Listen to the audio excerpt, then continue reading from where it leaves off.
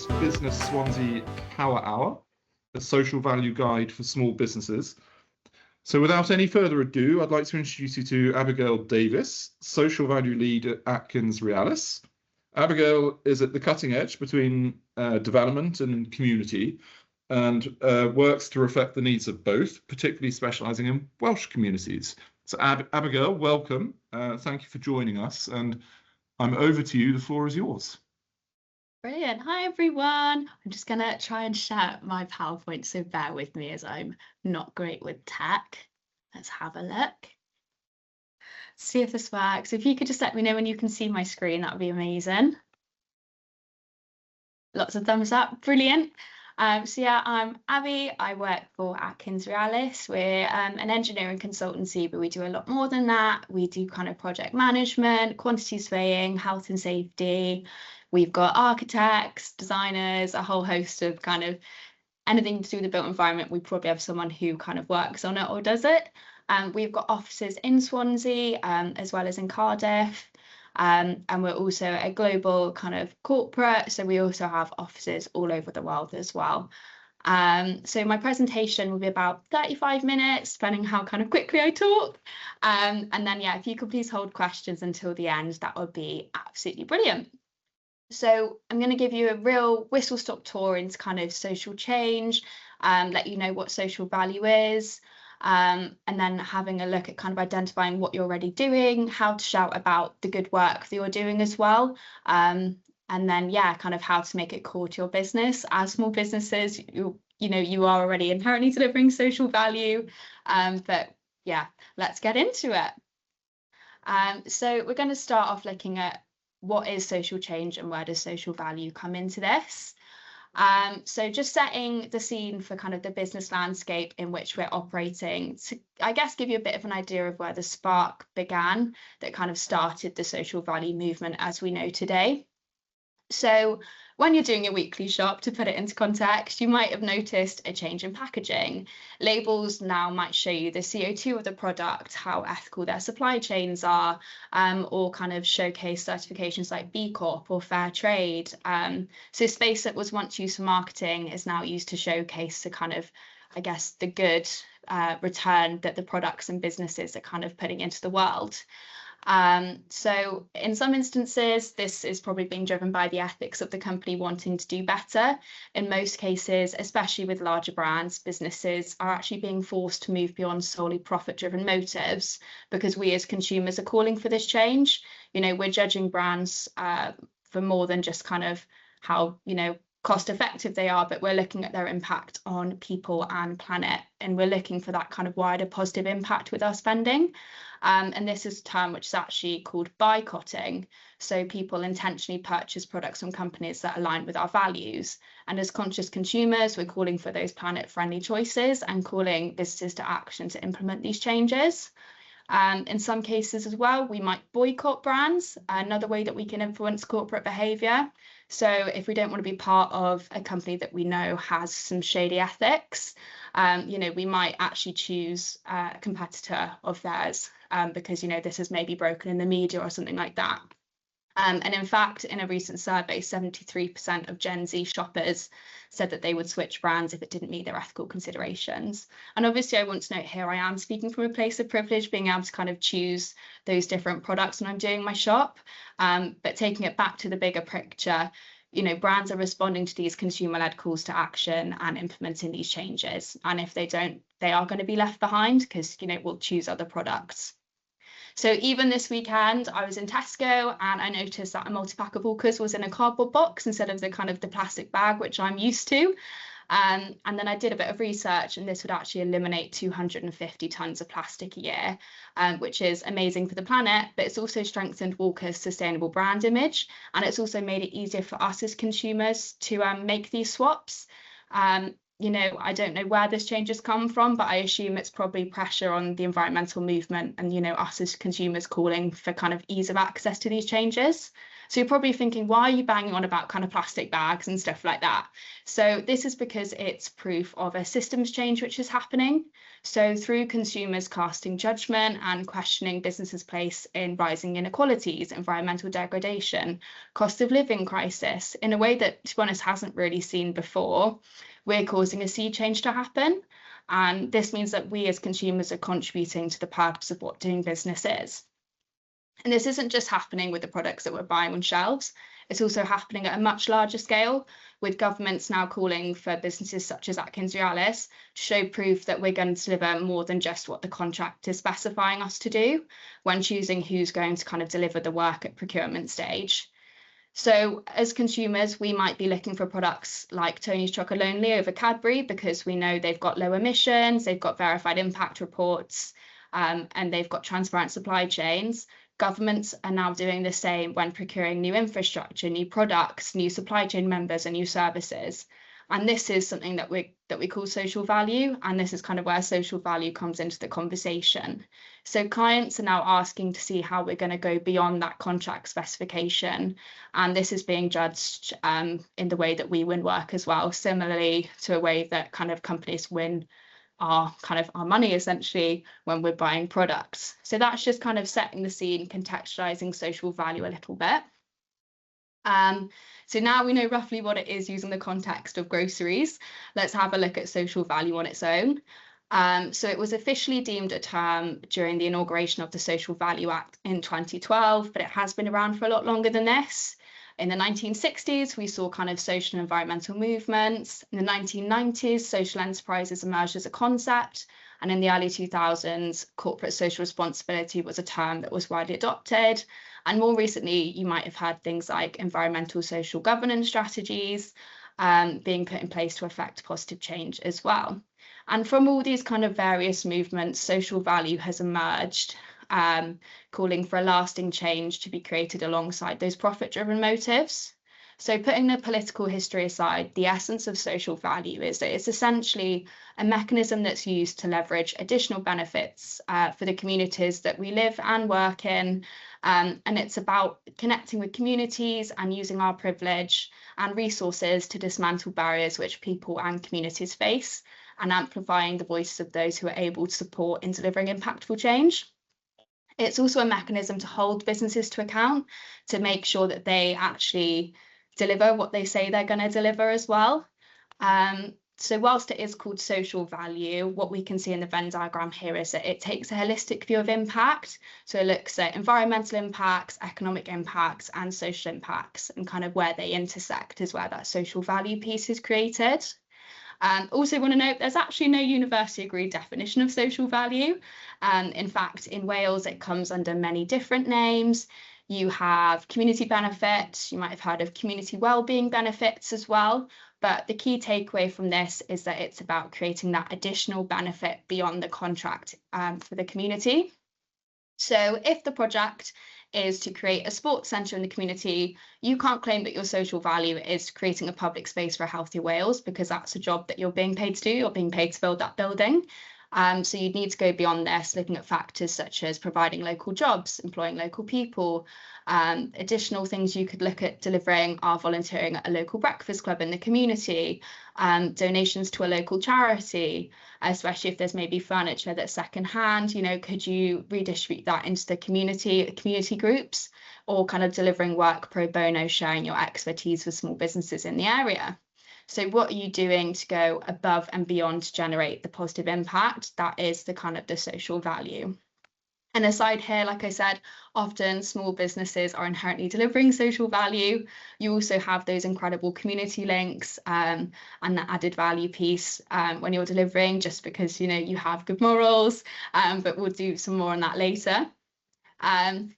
Kind of a definition which I guess we'll take for this is that the Institute of Social Value in the UK summarises social value as the quantification of the relative importance that people place on the changes they experience in their lives. So essentially, how are you creating impact, and is that impact positive? Because sometimes you might have unintended consequences too. So why is social value important? So aside from consumers calling for this added value piece, if we have a brief look at the societal context of, why it's important as well.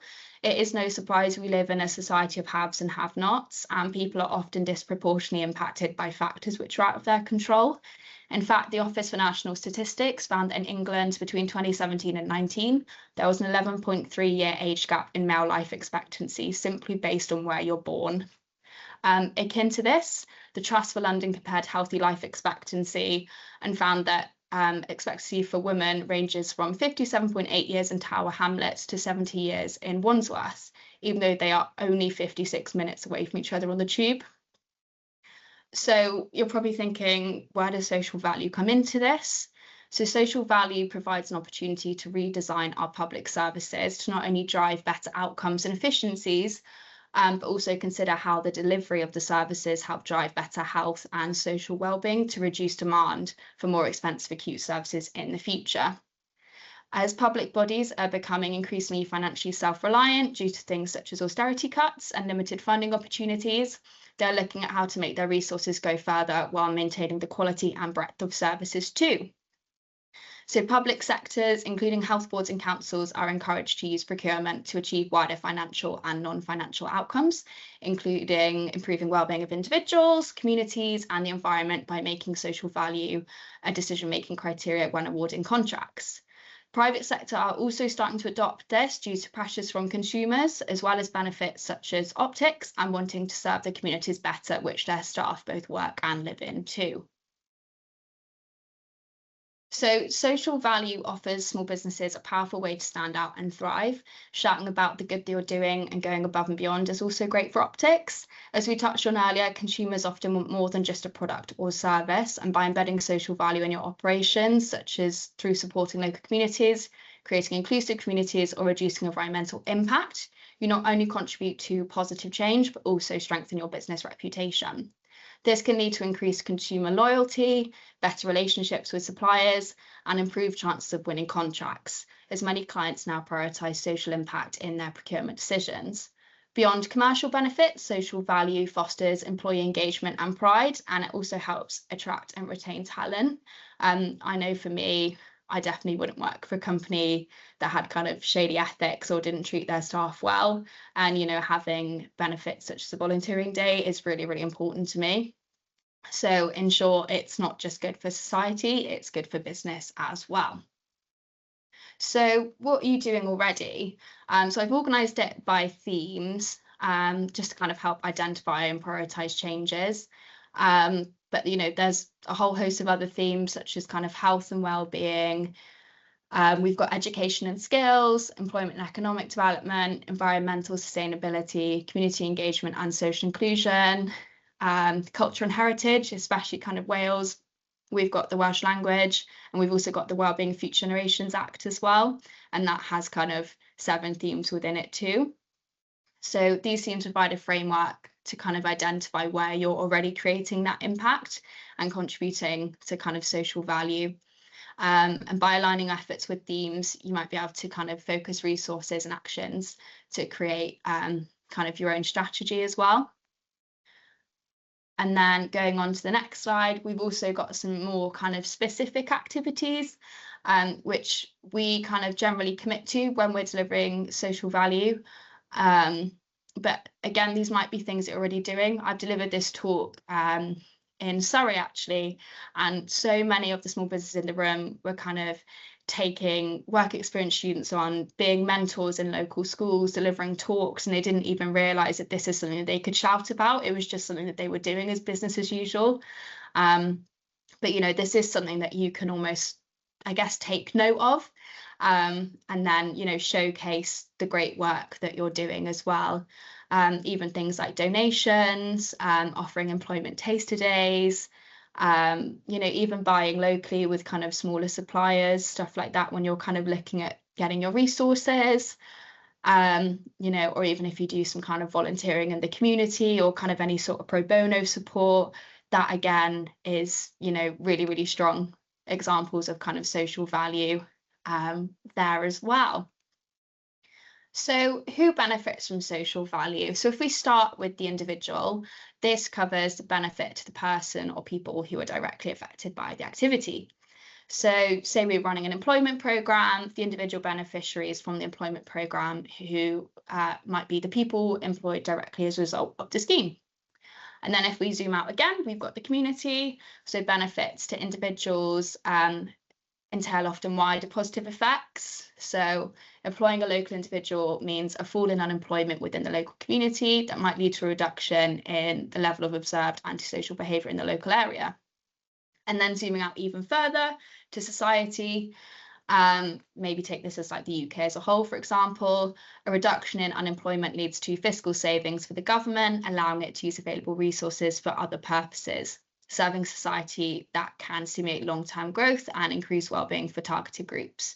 So it's looking at that kind of that wider impact piece as well. So we're going to look at establishing clear social value goals aligned with your business objectives. These are rhetorical questions, more food for thought, if you will, and you don't have to answer these now, but they might be something you want to consider if you'd like to develop your own kind of goals for your business. Thinking about what is important to you and your business. Is there a particular passion, personal, professional, which you can link with social value? Again, I've delivered this talk and someone was talking about you know, how they foster children, and they'd really like to focus their passion on kind of children who are looked after, and you know, the fact that they might offer taster days for children in care or something, you know, that is such amazing added value. And that was just, again, a personal passion of theirs, but they didn't realize that by kind of bringing their personal passion and their business together, that was creating some really lovely additional benefits. Also, how do these then link with council's policies and priorities? Do a little bit of research into the area that you're working in. Again, probably being local to the area, you'll know the areas and priorities, but in case you aren't familiar or you might need a refresher, have a browse on their website. I also love a good stalk to see what communities are talking about on things like Facebook pages, local news outlets, and also kind of coffee shop boards, another really good one, or like my local co-op has a board with kind of lots of local clubs and stuff like that. So if you maybe aren't delivering any kind of added value and you'd like to, they might be a really nice place to start. And then also thinking about who are going to be the beneficiaries of kind of what you'd like to deliver as well. So this is just a quick, what is a stakeholder? Because I've probably referenced them in this talk. So they're people or organisations that experience a change or affect the activity, whether positive or negative as a result of the activity delivered.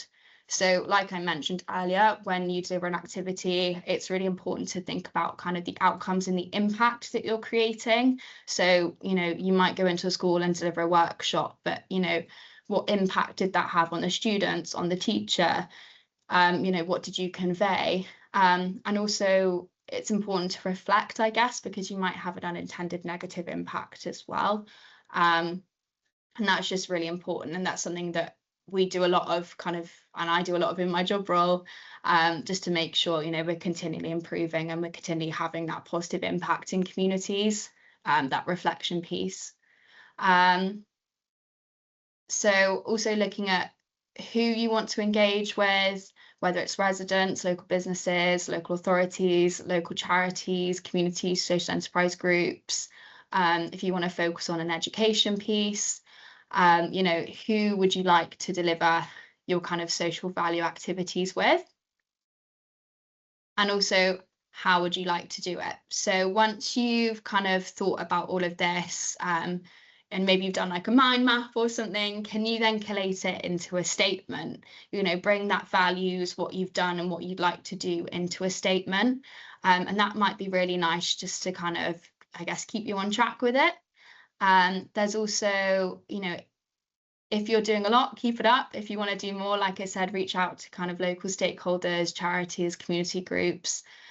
Do you have capacity to offer work experience or go and deliver a talk in a local school?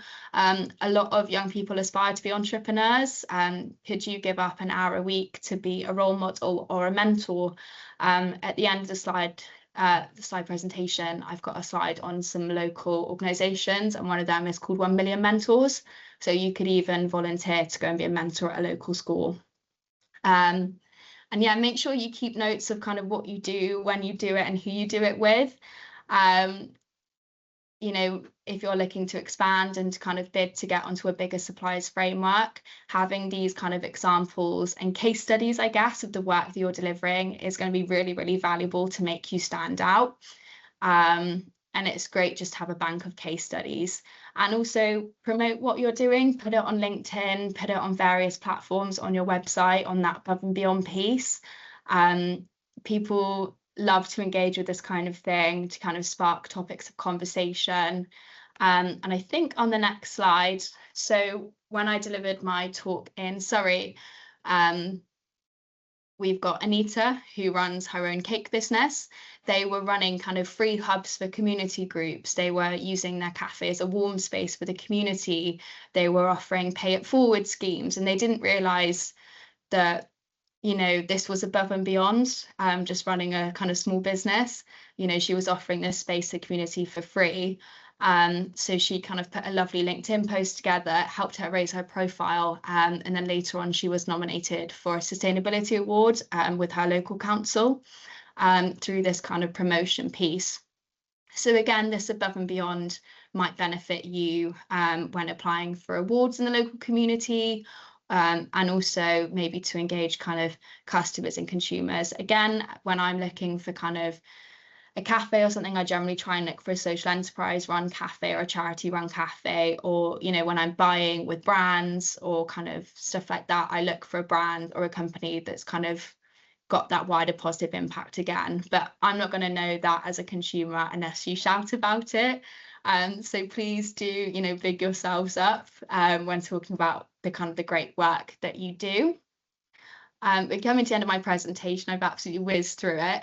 But here's just a slide of delivery partners in Wales who you could connect with. I mentioned 1 Million Mentors earlier. We've got Samai, if you're in Cardiff or kind of you work in Cardiff, we've got Cardiff Commitment.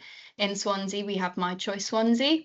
And they help connect you to schools to support careers, work-related experiences, and post-16 planning in Swansea. So if you think I'd love to actually give up, an hour of my time to go and deliver a talk on entrepreneurship in the school, but how do I do that? I don't have time to do that. You can reach out to their team and they can help set that up for you. So that's a really nice community link, and they will do that where kind of, maybe a school doesn't have access to opportunities like that as much. You've also got Matthew's House in Swansea, an absolutely brilliant charity who works with vulnerable people in the community. We've got School of Hard Knocks, and we've also got programmes such as Mini Medics as well. So just before I take questions, I am offering kind of free one-to-one sessions if you want to talk more about social value, if you want to look at putting a strategy together, or even if you've just got any questions and want help identifying what you're already doing. If you drop me an email, I'd be more than happy to kind of put an hour in the diary, come for a coffee, or have a kind of a virtual chat. And it's free as well. I'm not going to charge you for that. So yeah, if you do want that, please drop me an email. I've whizzed through that. I'm so sorry. I probably spoke really quickly. But if you've got any questions, pop them in the chat or pop your hand up. Or if you'd rather keep them to kind of a one-to-one space, drop me an email as well and we can follow up. Thank you. Thanks, Abigail. That's been really insightful and great to just feel the passion in what you do as well. So thank you. Just like to open up to the floor, really. If anyone has any comments, observations, or thoughts or questions, please feel free to pop your hand up and ask away. Sorry, inclusivity? Hello. Hello. Well, I just wanted to thank you for that talk. I thought that was incredibly insightful, and I must admit, I didn't quite know what to expect coming on to this call today. As a local organisation and organisation that spans across South Wales, but in fact that was absolutely incredibly interesting and yes, very insightful, because I think sometimes as a local organisation with the work that we do, you kind of do what you do and don't think about it sometimes, potentially. You know where your direction is, you know what you want to achieve, you know who hopefully you are doing what you do for and with. But ultimately, I don't suppose you always really maybe think about what it is you're doing and maybe the extra stuff on top that you're doing, and you don't. it feels I've worked in many different organizations, and one of which used to be a local insurance firm who were very American in the way they sort of self-promote themselves. And I think sometimes as Brits we don't always think about the way we promote ourselves and the way we talk about ourselves, and maybe the work that we do. And I think for me this morning, and ironically after this talk I'm going to go into a meeting with one of our directors, and I think it's actually really important to think about the work that we do in this social value model, that potentially I don't think we've ever thought about before. So it's really given us food for thought, and I'd be very interested in connecting to have one of those little free chats, because I think this has been quite enlightening this morning, where we do a lot of the stuff that comes under those slides that you mentioned there, but actually we don't talk about it, or we don't necessarily promote it, which, obviously could be a detriment to us as, potentially when going for future funding applications or working with local bodies such as local council. Even though we do a lot of work with Swansea Council, we don't always sort of shout about it and talk about it. So yeah, I just wanted to say that I haven't necessarily got a question, but it's definitely given me a lot to think about now about moving forward in what we want to achieve. And we think that 2026 for us is going to be a very, very big year. We're at a point of incredible growth and very fast movement as an organization, but actually we need to maybe think about this as well now. So expect an email off me probably in the next day or two, because that was really important to us as an organization and the work that we do. So thank you for that. I just wanted to sort of point that out, really. Oh no, thank you. And that's brilliant to hear. I think, like I say, small businesses, you are doing these things and you don't give it any second thought, and you don't think, this could be, like you say, something we could put on our grant funding applications as going above and beyond in communities. Or if you are looking to maybe, if you're in a situation where you have to bid for work or something, this might be kind of an added value piece that you're bringing as well. So it's great. To be honest, Abigail, we're in a bit of a strange place. So the work that we do supports disabled, impaired and neurodivergent people. And even though we are considered to be a not-for-profit small business, we don't have shareholders, we don't have profit and losses to kind of necessarily worry about. We're also in a very strange kind of third sector environment where we're surrounded by a lot of other charities, whether they're, national, global, or even smaller local charities. So as sometimes we kind of forget that, yes, we technically kind of do charity work that supports people with disabilities and impairments, etc. But we've also got to remember the fact that we are actually a business. We are actually a community interest company, albeit not for profit. So it's sometimes we kind of, we do maybe forget that what we're bringing to the table or to the community and the work we're doing. And even though we absolutely love what we do, and a lot of the work that we do is very personal to us because of our own experiences and our lived experiences, we also maybe don't think about the business side of it. And I think sometimes, so it's definitely a lot to think about this morning, and stuff I'm going to be taking to a meeting later on today. So thank you, Abigail. Oh, you're welcome. Very fortunate in Swansea in that we have Swansea Council Voluntary Services as well, based on Walters Road, I think it is, who are there for the third sector. We also have organisations like Urban Foundry as well, who specialise in social enterprise. We have a social enterprise first Tuesday club of every month. So we welcome organisations that operate in the third sector to come along with their aspirations, their goals. And we can talk about everything from grant funding through to legal structures, through to liabilities, all the sort of things that can kind of catch you out at some point as your acorn grows into something a little bit more substantial. So feel free to come along to that. Are there any other questions, Helen? Oh, hi, hi, Abigail. It's not like a question. It's just I just wanted to let you know why I've attended briefly. So I got two businesses. I've got a business centre. So obviously I'm working with communities, businesses within the community. So it's like, how do I support them? The other reason it was good timing, because I am in education as Catapult, and I'm in the process of completing a community benefit document. So when I saw this come up, I thought, oh, just give me some like inspiration or some ideas for completing it, because it's something we have to do annually. And I definitely think I'd like to catch up with you at some point just to discuss it further and see if you can support us with any strategy or anything. So yeah, that's where I've come from today. So thank you. I'm more than happy to catch up and have a look. Yeah, we can have a look at that as well. Thank you, Helen. There's also just a bit of reading. A guy called John Elkington is worth a look up. And he was the founder of the triple bottom line theory, which was people, profits, and planet.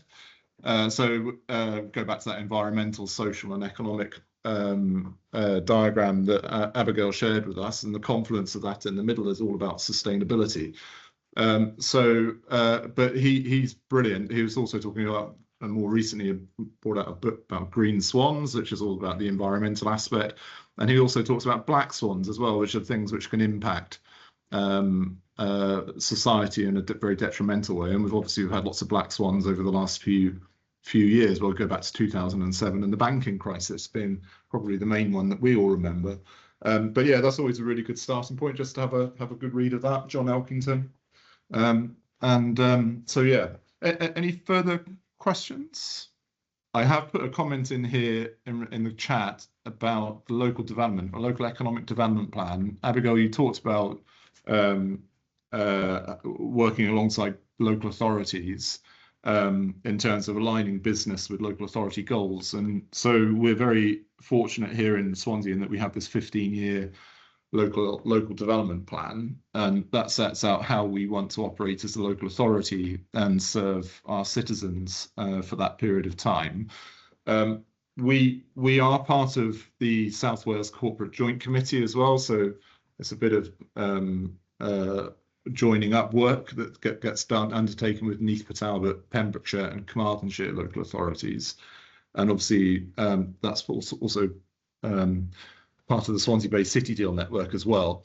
And so we have a broader regional economic development plan as well for the region. So that's worth looking at because there are some big areas of focus there in terms of the ports, both in Pembrokeshire and here in Neath Talbot, and also some of the focus that we're going to have on the environmental aspect of business as well, and some of the green energy opportunities that we have. So I haven't put any links into that, but I will do at a later point for you to have a look at. But just a quick brief Google search will bring it up. And Julian, apologies, I'm just picking up on your comment in the comment section. You're currently a sole trader looking also to become a community interest company. And it's always interesting to understand why people want to take that step. And it's, so I'd be sorry to put you on the spot. Would you be prepared to share with us any thoughts around that step that you're taking and why? Or is there an issue with your microphone, which is why you're now typing, perhaps? We all set out in, okay, no, it's not. So apologies, right. So we generally want to set up a business. Most people do it to set up a business, provide an income and an opportunity to provide. But sometimes we want a little bit more, and we want to contribute a little bit more to society. And these opportunities to provide value on the social level as well as environmental level give us that motivation to do it. And a community interest company is a great way of framing that. So, but sometimes it's not always the right structure, perhaps, and that's why some of these group sessions at social enterprise clubs are a good way of determining whether a KIC is the right vehicle. So there's also other structures that we can look at. Sorry, Julian, if you're speaking, we can't hear you. But don't worry, not to worry. Perhaps we can pick up in a separate conversation offline. Any further questions, thoughts, comments? No? Okay, well, I'd like to thank you all for joining us this morning. And thank you, Abigail, once more for your contribution to the content and the quality of the content. That's much appreciated. So thank you once more. Enjoy the rest of your days. And I look forward to seeing you. We have another Power Hour on the 10th of February, which is our trading standards team will be joining us to share some insights into setting up a business that's going to be selling to consumers. So you're more than welcome to join us for that. More details available on an Eventbrite in the near future. But thank you very much, everybody. Thank you, Abigail, once more. Have a good day.